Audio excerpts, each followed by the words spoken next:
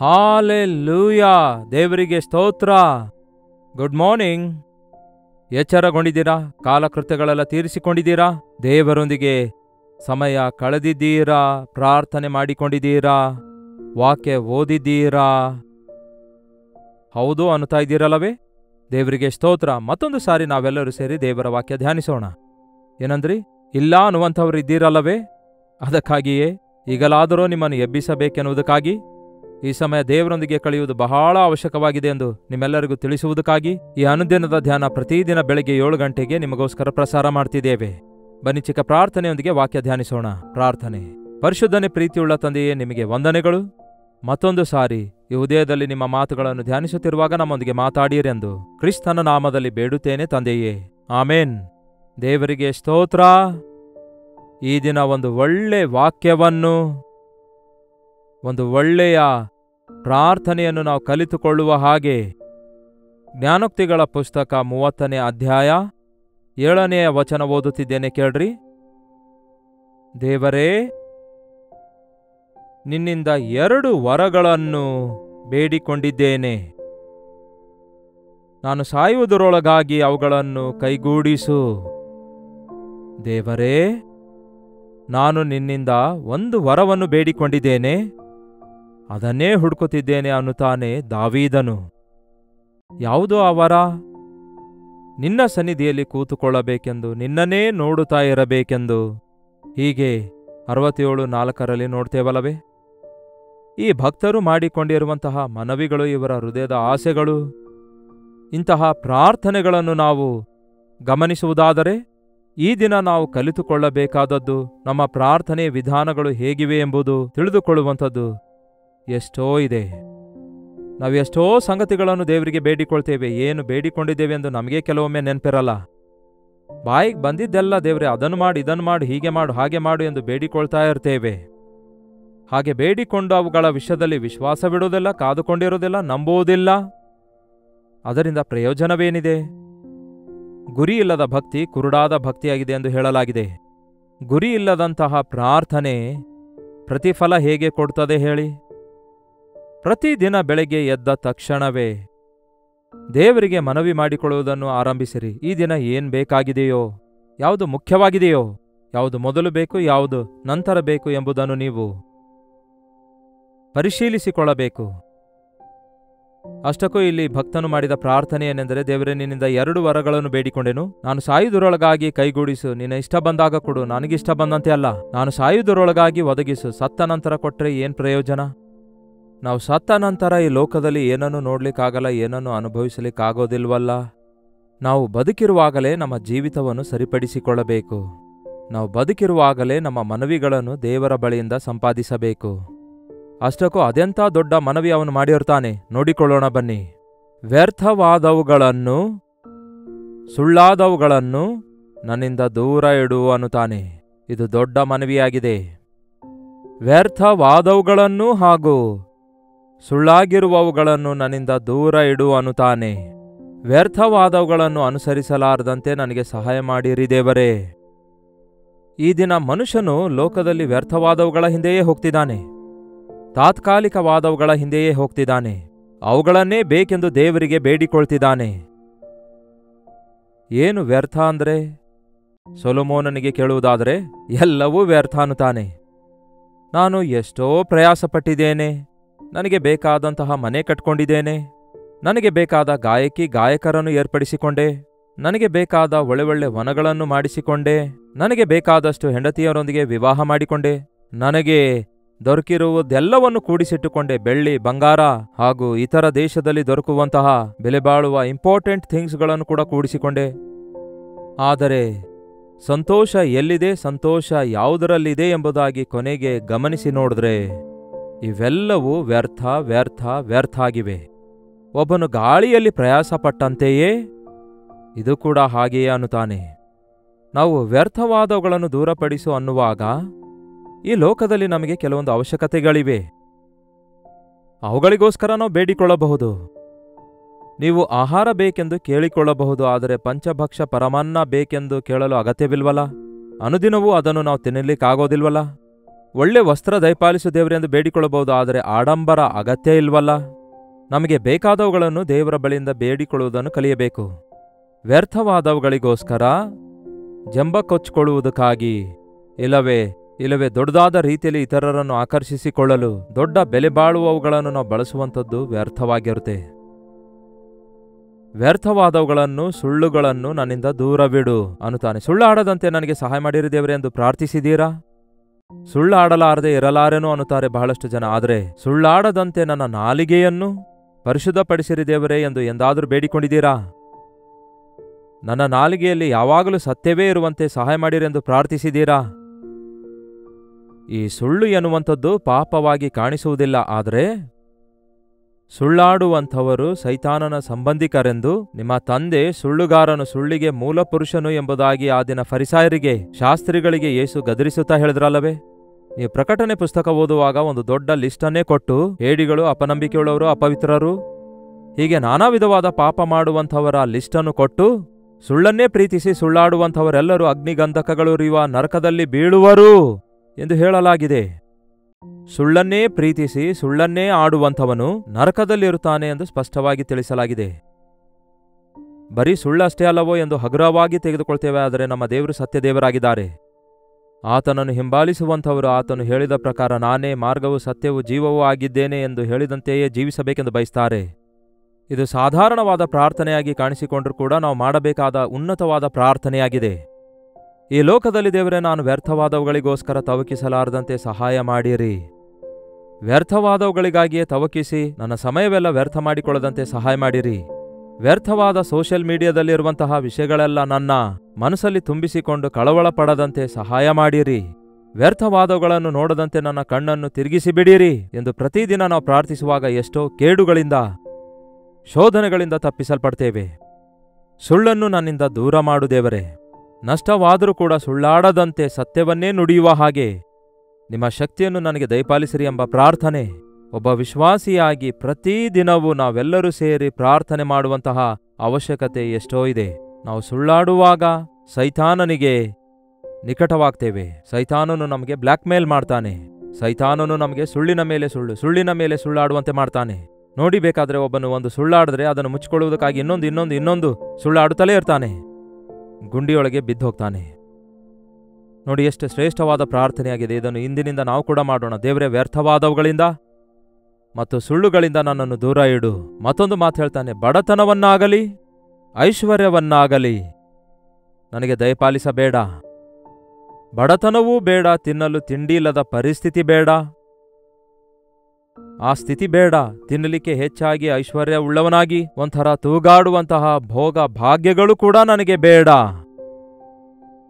ಹೊಟ್ಟೆ ಹಸಿವಿನಿಂದ ಬಳಲುವ ಪರಿಸ್ಥಿತಿ ಕೂಡ ನನಗೆ ಬೇಡ. ಒಂದು ಚಿಕ್ಕ ಕೋಣೆ ಇಲ್ಲದ ಪರಿಸ್ಥಿತಿ ಬೇಡ. ಭಿಕ್ಷೆ ಬೇಡುವಂತಹ ಪರಿಸ್ಥಿತಿ ಬೇಡ. ಹೌದಲ್ಲವೇ? ಬಡತನ ನನಗೆ ಬೇಡ ದೇವರೇ, ನನಗೆ ಬೇಕಾದರೆ ಸಮೃದ್ಧಿ ದಯಪಾಲಿಸು ಅನ್ನುತ್ತಾನೆ. ಅದೇ ಸಮಯದಲ್ಲಿ ನನಗೆ ಐಶ್ವರ್ಯವೂ ಬೇಡ.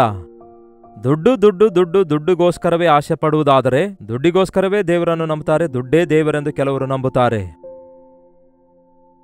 ನೀವು ದೇವರ ಮಗುವಾದ ನಂತರ ನಿಮಗೆ ಬೇಕಾಗಿರುವಂಥದ್ದು ದೇವರ ಸನ್ನಿಧಿ. ಆತನು ನಮ್ಮ ಪ್ರತಿಯೊಂದು ಅವಶ್ಯಕತೆಯನ್ನು ತೀರಿಸುತ್ತಾನೆ. ಸೊ ನನಗೆ ಐಶ್ವರ್ಯವೂ ಬೇಡ ದೇವರೇ ಅನ್ನುತ್ತಾನೆ, ಬಡತನವೂ ಬೇಡ ಅನ್ನುತ್ತಾನೆ.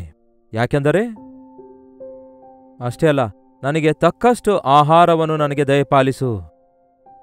ನನಗೆ ತಕ್ಕಷ್ಟು ಕೊಡು, ನನಗೆ ಬೇಕಾದಷ್ಟು ಕೊಡು, ನನಗೆ ಅವಶ್ಯಕವಾದಷ್ಟು ಕೊಡು, ತಕ್ಕಷ್ಟು ಆಹಾರ ಕೊಡು ಅನ್ನುತ್ತಾನೆ. ಗಮನ ಕೊಟ್ಟು ಕೇಳಿರಿ, ಈ ದಿನ ಬಹಳಷ್ಟು ಜನರು ಅವಶ್ಯಕವಾಗಿರುವುದಕ್ಕಿಂತಲೂ ಹೆಚ್ಚಾಗಿ ತಿಂದು ಅನೇಕ ರೋಗಗಳ ಪಾಲಾಗ್ತಿದ್ದಾರೆ. ಆಹಾರ ಕಡಿಮೆಯಾಗುವುದರಿಂದ ಬರುವ ರೋಗಗಳಿಗಿಂತಲೂ ಹೆಚ್ಚು ಆಹಾರ ತಿನ್ನುವುದರಿಂದಲೇ ರೋಗ ಬರ್ತಿವೆ ಎಂದು ವೈದ್ಯರು ಹೇಳ್ತಿದ್ದಾರೆ. ನನಗೆ ತಕ್ಕಷ್ಟು ಆಹಾರ ದಯಪಾಲಿಸು ದೇವರೇ. ದಿನಾಲು ಮಾಂಸಾಹಾರ ಯಾಕೆ ಬೇಕು? ದಿನಾಲು ಬೇಳೆ ಸಾರು ತಿನ್ನು ಅಂದರೆ ಹೇಗೆ ತಿನ್ನಲಿಕ್ಕಾಗುತ್ತೆ? ಯಾವುದು ಯಾವಾಗ ಬೇಕೋ ಅದನ್ನು ದೇವರು ಒದಗಿಸ್ತಾರೆ. ಆಕಾಶ ಪಕ್ಷಿಗಳನ್ನು ಪೋಷಿಸುವ ದೇವರು ನಮ್ಮನ್ನು ಪೋಷಿಸುವುದಿಲ್ಲವೋ? ಆ ಪಕ್ಷಿಗಳು ದಿನಾಲು ಒಂದೇ ತರಹದ ಕಾಳು ತಿನ್ನೋದಿಲ್ಲ. ನಾನಾ ವಿಧವಾದ ಕಾಳುಗಳು, ಫಲಗಳೂ ತಿನ್ನುತ್ತವೆ. ಆಯಾ ದಿನಕ್ಕೆ ತಕ್ಕಂತೆ ದೇವರು ವ್ಯತ್ಯಾಸವಾದವುಗಳನ್ನು ಅವುಗಳಿಗೆ ಒದಗಿಸುತ್ತಿದ್ದಾರಲ್ಲವೇ? ಅದಕ್ಕೆ ಪಕ್ಷಿಗಳು ಆನಂದದಿಂದ ದೇವರನ್ನು ಸ್ತುತಿಸ್ತವೆ. ನನಗೆ ತಕ್ಕಷ್ಟು ಆಹಾರವನ್ನು ದಯಪಾಲಿಸು ದೇವರೇ. ನನಗೆ ಐಶ್ವರ್ಯ ಬೇಡ, ನನಗೆ ಬಡತನವೂ ಬೇಡ. ಒಂದು ವೇಳೆ ನಾನು ಹೊಟ್ಟೆ ತುಂಬ ಊಟ ಮಾಡಿ, ಏನಂತೆ, ನಾನು ಹೊಟ್ಟೆ ತುಂಬ ಊಟ ಮಾಡಿದವನಾಗಿ ನನಗೆ ಹೆಚ್ಚಿನದೇನಾದರೂ ಸಿಕ್ಕರೆ ಹೊಟ್ಟೆ ತುಂಬಿಸಿಕೊಂಡವನಾಗಿ ನಿನ್ನನ್ನು ವಿಸರ್ಜಿಸಿ ಯೆಹೋವನು ಯಾರು ಎಂದು ಹೇಳುವೆನೇನೋ? ನನಗೆ ಹೆಚ್ಚಿನದು ನೀನು ಕೊಡುವುದಾದರೆ, ಅವುಗಳನ್ನು ನೋಡಿ ನನ್ನ ಹೊಟ್ಟೆ ತುಂಬಿಸಿಕೊಳ್ಳುವುದಾದರೆ, ಹೌದಲ್ಲವೇ? ಹೊಟ್ಟೆ ತುಂಬಿದವನಿಗೆ ಕಣ್ಣು ಕಾಣುವುದಿಲ್ಲ ಅಂತೆ, ಹೊಟ್ಟೆ ತುಂಬಿದವನಿಗೆ ಮತ್ತೆ ಹೆಚ್ಚಾಗ್ತದಂತೆ, ಹೊಟ್ಟೆ ತುಂಬಿದವನಿಗೆ ಹಸುವೆ ಏನೆಂದು ಗೊತ್ತಾಗಲ್ಲ ಅಂತೆ, ಹಸುವೆಯಿಂದ ಬಳಲುವಂಥವನ ಸ್ಥಿತಿ ಎಂಥದೆಂದು ಅರಿತುಕೊಳ್ಳೋದಿಲ್ಲ ಅಂತೆ. ನನ್ನ ಹೊಟ್ಟೆ ತುಂಬುವುದಾದರೆ ನಿನ್ನನ್ನು ವಿಸರ್ಜಿಸಿ ಯೆಹೋವನು ಯಾರೋ ಅನ್ನುವೇನೇನೋ? ದೇವರು ಯಾರು? ದೇವರು ನನಗೆ ಬೇಕಾಗಿಲ್ಲ, ನನಗೆ ಸಾಕಷ್ಟು ಇದೆ, ನನಗೆ ಯಾವ ಕೊರತೆ ಇಲ್ಲ ಎಂದು ಹೇಳುವೇನೇನೋ? ಹೌದು ಪ್ರಿಯರೇ, ದುಡ್ಡು ಹೆಚ್ಚಾದವರಿಗೆ ಕೃತಜ್ಞತೆಯೇ ಇರೋದಿಲ್ಲ. ದೇವರು ಹೆಚ್ಚಿನದು ನಮಗೆ ಕೊಡಬೇಕೆಂದು ಆಶಿಸುತ್ತಿದ್ದೇವೆ, ಆದರೆ ದೇವರು ಹೆಚ್ಚಿನದು ಕೊಟ್ಟಾಗ ಸ್ತುತಿ ಹೆಚ್ಚಾಗಬೇಕಲ್ಲವೇ? ನನಗೆ ಎಷ್ಟೋ ಒದಗಿಸಿದ ದೇವರೇ, ಕೃತಜ್ಞತೆಯುಳ್ಳ ಹೃದಯ ದಯಪಾಲಿಸೆಂದು ಒಬ್ಬ ದೈವ ಸೇವಕನು ಕೇಳ್ತಾನೆ. ಆದರೆ ಈ ದಿನಗಳಲ್ಲಿ ಹಾಗಿಲ್ಲ. ಹೆಚ್ಚಾಗ್ತಿದ್ದ ಹಾಗೆಯೇ ದೇವರಿಂದ ಕೆಲವರು ದೂರ ಆಗ್ತಾ ಹೋಗ್ತಿದ್ದಾರೆ. ಅದಕ್ಕಾಗಿಯೇ ಈ ಭಕ್ತನು ಹೇಳ್ತಾನೆ, ನನಗೆ ಹೆಚ್ಚಿನದು ಬೇಡ, ನನಗೆ ಐಶ್ವರ್ಯವೂ ಬೇಡ, ನನಗೆ ಬಡತನವೂ ಬೇಡ, ನನಗೆ ತಕ್ಕಷ್ಟು ಆಹಾರ ದಯಪಾಲಿಸು. ಹೆಚ್ಚಾಗುವುದಾದರೆ ಹೊಟ್ಟೆ ತುಂಬಿದಾಗ ಯೆಹೋವನು ಯಾರೋ ಗೊತ್ತಿಲ್ಲ ಅನ್ನುವೇನೇನೋ? ಇಲ್ಲವೇ ಬಡವನಾಗಿ ಕಳ್ಳತನ ಮಾಡಿ ನನ್ನ ದೇವರ ನಾಮವನ್ನು ದೂಷಿಸುವೇನೇನೋ? ಇಲ್ಲವೇ ಬಡವನಾಗಿ ತಿನ್ನಲು ಕೂಡ ಆಹಾರವಿಲ್ಲದ ಪರಿಸ್ಥಿತಿಯಲ್ಲಿ ಹಸುವೆಯಿಂದ ಬಳಲುವಾಗ ಭಿಕ್ಷೆ ಬೇಡಬೇಕಾಗ್ತದೇನೋ? ಭಿಕ್ಷೆ ಬೇಡಿದಾಗ ಯಾರು ಕೊಡದೇ ಇರುವಾಗ ನಾನು ಕಳ್ಳತನ ಮಾಡಬೇಕಾಗ್ತದೇನೋ? ದೇವರನ್ನು ನಂಬಿದ ಇವನನ್ನು ನೋಡಿರಿ, ತಿನ್ನಲು ಆಹಾರವಿಲ್ಲದೆ ಸಾಯ್ತಿದ್ದಾನೆ ಎಂಬುದಾಗಿ ನಿಮ್ಮ ನಾಮಕ್ಕೆ ಅವಮಾನ ತರುತ್ತೇನೇನೋ? ಯಸ್ ಪ್ರಿಯರೇ, ಕರ್ತನನ್ನು ನಂಬಿದ ನಾವು ದರಿದ್ರರು ಅಲ್ಲ, ಅನ್ನಪಾನ ಉಳ್ಳವರಾಗಿರುತ್ತೇವೆ, ಸಮೃದ್ಧಿಯುಳ್ಳವರಾಗಿರುತ್ತೇವೆ. ಆಡಂಬರಗಳು ಇಲ್ಲದೆ ಇರಬಹುದೇನೋ, ಆದರೆ ಕರ್ತನು ನಮಗೆ ಬೇಕಾದವುಗಳನ್ನೆಲ್ಲ ಕೊಡ್ತಾರೆ. ಅಡವಿ ಹೂವು ನೋಡಿರಿ, ಅವು ಬಿತ್ತುವುದಿಲ್ಲ, ಕೊಯ್ಯುವುದಿಲ್ಲ. ಹೊಲದ ಹೂವನ್ನು ನೋಡಿರಿ, ಅವು ಎಷ್ಟು ಚೆನ್ನಾಗಿ ಅಲಂಕರಿಸಲ್ಪಟ್ಟವುಗಳಾಗಿರ್ತವೆ. ಹುಲ್ಲಿನ ಹೂವನ್ನೇ ಅಲಂಕರಿಸಿದ ದೇವರು ನಿಮಗೆ ವಸ್ತ್ರ ಕೊಡುವುದಿಲ್ಲವೋ? ಆಕಾಶ ಪಕ್ಷಿಗಳನ್ನು ಪೋಷಿಸುವ ದೇವರು ನಿಮಗೆ ಆಹಾರ ಒದಗಿಸುವುದಿಲ್ಲವೋ? ನಾವು ನಂಬುವುದಾದರೆ ಆಯಾ ದಿನಕ್ಕೆ ತಕ್ಕಂತೆ ನಮ್ಮ ಹಸಿವೆಯನ್ನು ತೀರಿಸುವ ದೇವರಾಗಿದ್ದಾರೆ. ನಮಗೆ ಬೇಕಾದಂತಹ ಆಭರಣಗಳು ಇಲ್ಲವೇ ವಸ್ತುಗಳು, ನಮಗೆ ಏನೆಲ್ಲ ಬೇಕಾಗಿದೆಯೋ ಅದನ್ನು ಕೊಡುವುದಕ್ಕಾಗಿ ಸಮರ್ಥನಾದ ದೇವರಾಗಿದ್ದಾರೆ. ಯೇಸುವೇ, ನೀವು ನನ್ನೊಂದಿಗಿದ್ರೆ ಸಾಕು, ಎಲ್ಲಾ ಸ್ಥಿತಿಗತಿಗಳಲ್ಲಿ ನಾನು ಸಮೃದ್ಧಿಯಾಗಿ ಇರುತ್ತೇನೆ ಎಂದು ಹೇಳುವವರಾಗಿರಬೇಕು. ನಾನು ಬಡವನಾದರೆ ಕಳ್ಳತನ ಮಾಡಿ ನಿಮ್ಮ ನಾಮಕ್ಕೆ ದೂಷಣೆಯನ್ನುಂಟು ಮಾಡುತ್ತೇನೇನೋ? ನಾನು ಹರಿದಿರುವ ಬಟ್ಟೆ ಧರಿಸಿಕೊಳ್ಳುವುದಾದರೆ ಆಗ ನೋಡಿರಿ, ದೇವರನ್ನು ನಂಬಿದಂಥವನು ಹರಿದಿರುವ ಬಟ್ಟೆ ಹಾಕಿಕೊಂಡು ತಿರುಗಾಡುತ್ತಿದ್ದಾನೆ ಎಂದು ನಿಮ್ಮ ನಾಮವನ್ನು ಅವಮಾನ ತರುತ್ತೇನೇನೋ? ಹೌದು ಪ್ರಿಯರೇ, ನಾವು ಒಳ್ಳೆ ವಸ್ತ್ರ ಧಾರಣೆ ಮಾಡುತ್ತೇವೆ, ಯಾಕೆಂದರೆ ನಾವು ಕರ್ತನನ್ನು ಮಹಿಮೆಪಡಿಸುತ್ತೇವೆ. ಕರ್ತನನ್ನು ನಂಬಿ ಹಿಂಬಾಲಿಸುವಂಥವನು ಈ ರೀತಿಯಾಗಿರುತ್ತಾನೆ ಎಂದು ಮಾಡೆಸ್ಟ್ ಆಗಿ ಚೆನ್ನಾಗಿ ಕಾಣಿಸಿಕೊಳ್ಳಬೇಕೆಂದು ದೇವರು ಕೋರುತ್ತಾರೆ.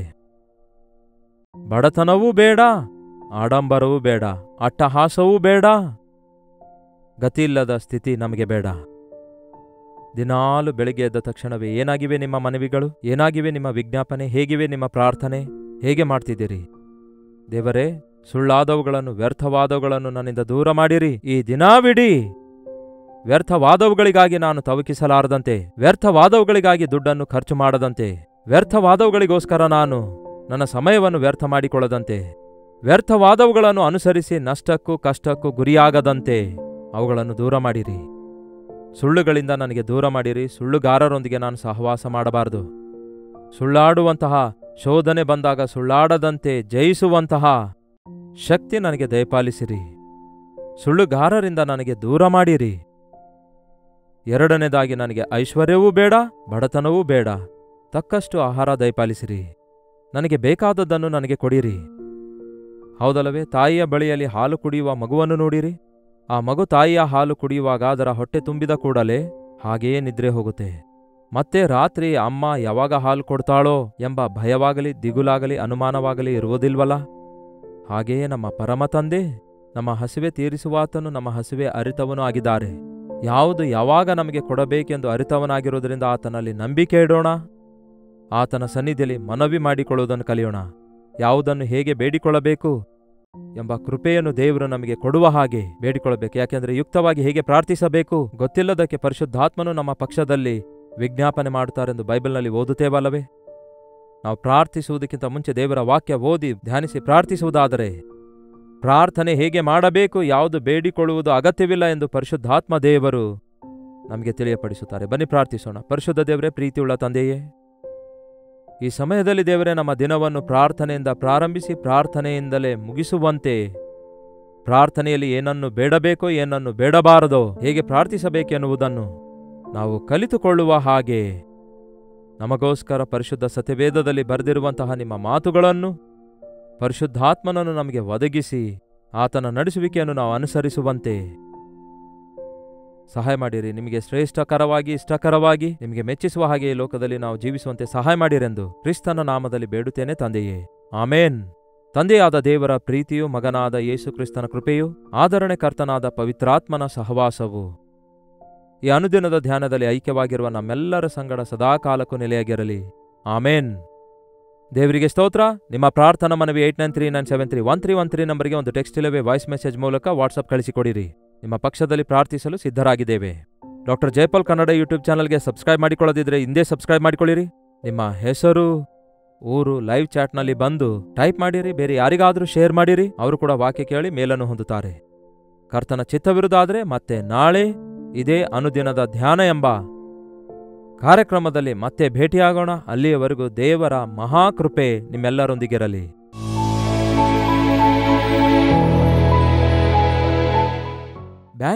ಬೆಂಗಳೂರಿನ ಸುತ್ತಮುತ್ತಲಿರುವವರಿಗೂ ಶುಭವಾರ್ತೆ.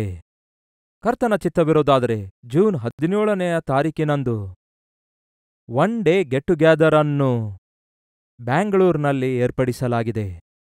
ನಿಮ್ಮಲ್ಲಿ ಬಹಳಷ್ಟು ಜನ ಕೋರಿಕೊಳ್ಳುತ್ತಿರುವ ಹಾಗೆ ನಿಮ್ಮನ್ನು ವೈಯಕ್ತಿಕವಾಗಿ ನೋಡುವುದಕ್ಕಾಗಿಯೂ, ನಿಮಗೋಸ್ಕರ ಪ್ರಾರ್ಥಿಸುವುದಕ್ಕಾಗಿಯೂ, ದೇವರ ವಾಕ್ಯ ಸಾರುವುದಕ್ಕಾಗಿಯೂ ಬ್ಯಾಂಗ್ಳೂರಿಗೆ ಬರ್ತಿದ್ದೇವೆ. ಈ ದಿನಾಂಕವನ್ನು ನೆನಪಿನಲ್ಲಿಟ್ಕೊಳ್ರಿ. ಜೂನ್ 17ನೇ ತಾರೀಕಿನಂದು ಮಧ್ಯಾಹ್ನ 2 ಗಂಟೆಯಿಂದ ಸಾಯಂಕಾಲ 5 ಗಂಟೆಯವರೆಗೂ ಮತ್ತು ಸಂಜೆ 6 ಗಂಟೆಯಿಂದ ರಾತ್ರಿ 10 ಗಂಟೆವರೆಗೂ 2 ಸೆಷನ್ಸ್ಗಳನ್ನಾಗಿ ಈ ಒನ್ ಡೇ ಗೆಟ್ ಟುಗೆದರ್ ಅನ್ನು ಏರ್ಪಡಿಸುತ್ತಿದ್ದೇವೆ. ಬನ್ನಿರಿ, ಪಾಲ್ಗೊಳ್ಳಿರಿ, ದೈವಾಶೀರ್ವಾದ ಹೊಂದಿಕೊಳ್ಳಿರಿ. ಮುಖಾಮುಖಿಯಾಗಿ ನಿಮ್ಮನ್ನು ನೋಡುವುದಕ್ಕಾಗಿ, ವೈಯಕ್ತಿಕವಾಗಿ ನಿಮಗೋಸ್ಕರ ಪ್ರಾರ್ಥಿಸಲು ಅವಕಾಶವಿರುತ್ತೆ. ಜ್ಞಾಪಕದಲ್ಲಿಟ್ಕೊಳ್ರಿ, ಜೂನ್ 17ನೇ ತಾರೀಕು ಮಧ್ಯಾಹ್ನ 2 ಗಂಟೆಯಿಂದ 5 ಗಂಟೆಯವರೆಗೂ, 6 ಗಂಟೆಯಿಂದ 10 ಗಂಟೆಯವರೆಗೂ 2 ಸೆಷನ್ಸ್ಗಳನ್ನಾಗಿ ಈ ಒನ್ ಡೇ ಗೆಟ್ ಟುಗೆದರ್ ಅನ್ನು ಬ್ಯಾಂಗ್ಳೂರಿನಲ್ಲಿ ಏರ್ಪಡಿಸುತ್ತಿದ್ದೇವೆ. ವಿಳಾಸ ಗಮನ ಕೊಟ್ಟು ಕೇಳಿ. Hudson community centre, CSI compound, opposite to Mitralaya girls high school, near corporation circle, Bangalore. ಇನ್ನು ಹೆಚ್ಚಿನ ವಿವರ ನಿಮಗೆ ಬೇಕಾಗುವುದಾದರೆ 8939393939 ಎಂಬ ನಂಬರ್ಗೆ ಕರೆ ಮಾಡಿ. ಇಲ್ಲವೇ ಕೆಳಗೆ ಕೊಡಲ್ಪಟ್ಟ ಈ ನಂಬರ್ಗೆ ನೀವು ವಾಟ್ಸಪ್ ಕಳಿಸಿಕೊಡಿಯಿರಿ. ತಿರುಗಿ ನಿಮಗೆ ಡೀಟೇಲ್ಸ್ ಕಳಿಸಿಕೊಡಲಾಗುತ್ತೆ. ತಪ್ಪದೆ ಬರ್ತೀರಲ್ಲವೋ?